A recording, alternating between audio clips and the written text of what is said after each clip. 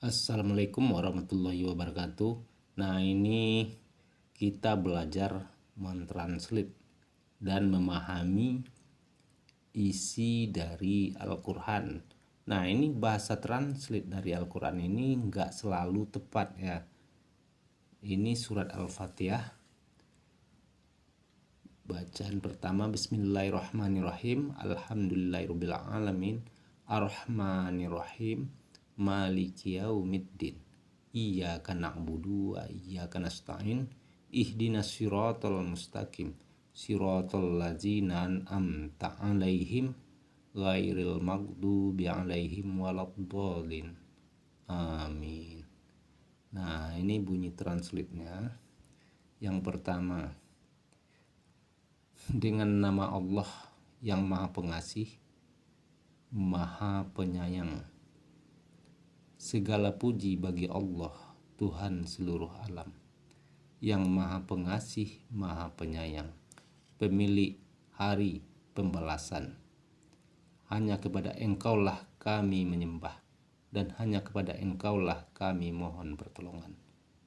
Tunjukilah kami, ya Allah, jalan yang lurus, yaitu jalan orang-orang yang telah Engkau beri nikmat kepadanya, bukan pula jalan mereka yang dimurkai, dan bukan pula jalan mereka yang Engkau sesatkan. Ini bahasa translate dari Arab ke Latin tergantung versi ya. Jadi kalau kita mengartikan dengan versi tersebut, ya inilah artinya. Yang pertama, dengan nama Allah yang Maha Pengasih, Maha Penyayang. Jadi kita mengadukasikan kalimat ini, tentunya kita harus memahami kenapa setiap kita sholat harus baca Al-Fatihah. Kenapa enggak bergantian dengan surat lain? Seharusnya kan demikian. Kita harus bertanya dalam diri kita, kenapa? Agar kita selalu ingat, kan? Jawabannya begitu. Agar kita selalu ingat dengan kalimat ini, yaitu dengan nama Allah yang Maha Pengasih, Maha Penyayang. Segala puji bagi Allah, Tuhan seluruh alam. Tentunya ada isi kandungan dari kalimat tersebut. Bukan kita memahami hanya sekedar translate. Dengan nama Allah yang Maha Pengasih, Maha Penyayang, ini petanda kita melakukan perbuatan atas nama Allah, bukan Tuhan ya, Allah.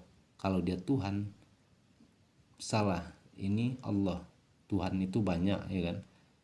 Ya kalau ditanya lagi Tuhan yang mana, yaitu Allah yang Maha Pengasih juga Maha Penyayang. Itu jawabannya. Segala puji bagi Allah, Tuhan seluruh alam. Kita harus mempelajari dan memaknai kalimat tersebut. Kenapa harus kita baca tiap hari dengan kalimat segala puji bagi Allah?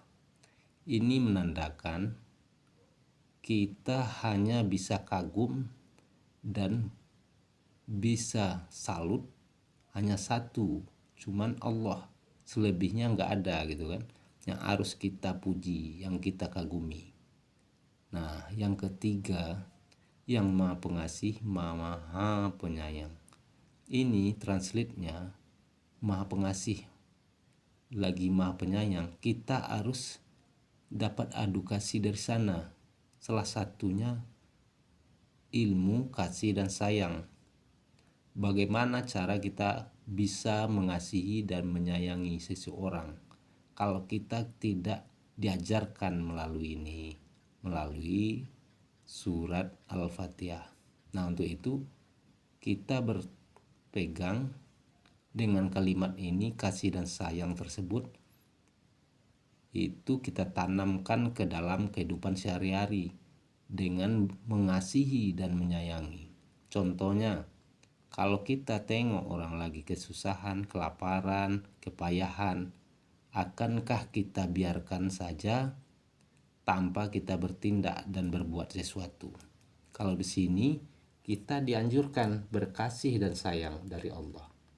Itu tandanya kita harus melakukan perbuatan tersebut dalam kehidupan kita, dalam keseharian kita, dimanapun kita berada. Ya, ini maksud dari kalimat ini, bukan kita hanya sekedar membaca doang. Tentunya kita harus terapkan kan. Nah, ini ada yang keempat, pemilik hari pembalasan. Maksudnya apa? Kalau diartikan kalimatnya pemilik hari pembalasan, otomatis Tuhan itu yang maha berkuasa atas segala sesuatu yang kita perbuat. Kalau kita banyak berbuat baik, tentunya pembalasannya tentulah baik nantinya, ya kan. Kalau kita banyak berbuat buruk, tentunya balasannya tentu yang lebih buruk pula. Jadi kalimat ini harus kita tanamkan di dalam diri kita, karena kita tahu bahwa Tuhan itulah yang memiliki hari pembalasan, di mana setiap orang yang berbuat baik dan buruk sudah ada ganjarannya. Nah, ini kalimat untuk mengingatkan, bukan menakuti. Ini kalimat agar kita ingat, ya kan?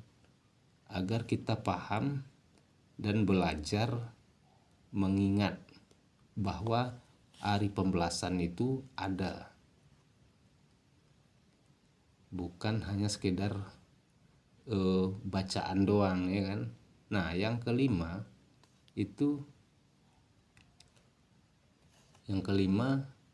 hanya kepadamu lah, kepada engkaulah kami menyembah, dan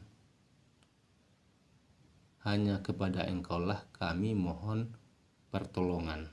Nah, ini adalah cerminan agar kita bersyukur terhadap keadaan kita. Dan kita harus tahu bahwasanya Allah lah sebaik-baik tempat menolong, tempat mengadukan permasalahan, karena Allah lah sebaik-baik penolong tersebut. Dan agar kita bersyukur, tidak mengeluh di luar, ya kan. Nah, itu makna kesimpulan dari kalimat tersebut. Ini dari bahasa translate-nya, tidak keseluruhan, bahkan banyak lagi maknanya diartikan dengan bahasa cara yang lain. Ini salah satunya kalau diuraikan. Nah, ini yang keenam, tunjukilah kami jalan yang lurus. Itu adalah permohonan kita kepada Tuhan. Doa kita berharap agar Allah menunjuki kita jalan yang lurus. Kenapa demikian? Agar kita terbimbing, dibimbing dan dibina. Dengan kalimat ini juga kita pun dilarang untuk berbohong, menipu. Karena kita seharian membaca ini, tentulah kita harus berbuat demikian, menunjuki seseorang ke jalan yang benar, ke jalan yang lurus. Nah, maksudnya di sini kalau ada yang salah teman atau saudara kita, ya kita tunjukilah jalan yang baik untuk dia. Bukan hanya kita berpangku tangan dan berdiam diri. Itu bukti bahwa kita sudah memahami kalimat yang kita baca, ya kan. Dan yang ketujuh, yaitu jalan orang yang telah engkau beri nikmat kepadanya, bukan jalan mereka yang dimurkakan, dan bukan pula jalan mereka yang sesat. Jadi kita memohon ke Allah itu tunjuki jalan lurus, maksudnya lurus ke arah kebaikan. Karena apa? Jalan lurus itu banyak. Ada jalan lurus tapi itu buruk. Semua jalan itu banyak yang lurus. Ada juga kalau di jalan raya ada juga tikungan dan berbelok, tapi tujuannya baik. Nah, di sini kalimat jalan yang lurus bukan berarti semua yang lurus itu hasilnya baik dan semua yang berbelok itu hasilnya buruk, bukan gitu. Ini kita memohon agar tunjuki jalan lurus, jalan yang kita inginkan, yang Allah ridhoi, yaitu orang yang diberi kenikmatan kepadanya, bukan jalan orang yang sesat. Nah, ini dia teman-teman. Jadi penjelasan dari translate Al-Fatihah itu sudah jelas.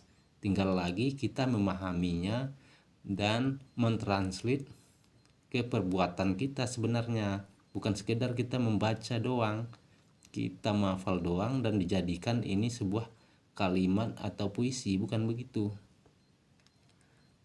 Hendaknya kita menghayati kalimat demi kalimat yang kita baca dan kita terapkan ke dalam kehidupan sehari-hari. Terima kasih sudah menonton dan mendengar penjelasan dari saya, karena ini adalah bacaan dari translate dan kita sama-sama belajar mengupas makna tersebut. Adapun pendapat teman-teman silakan diberi komentar ya. Dan saya akan memecahkan semua ayat-ayat itu dengan bahasa translate-nya. Nanti kalau ada yang mau menjelaskan makna yang sesungguhnya, mohon diberi dan diluruskan di komentar. Wassalamualaikum warahmatullahi wabarakatuh.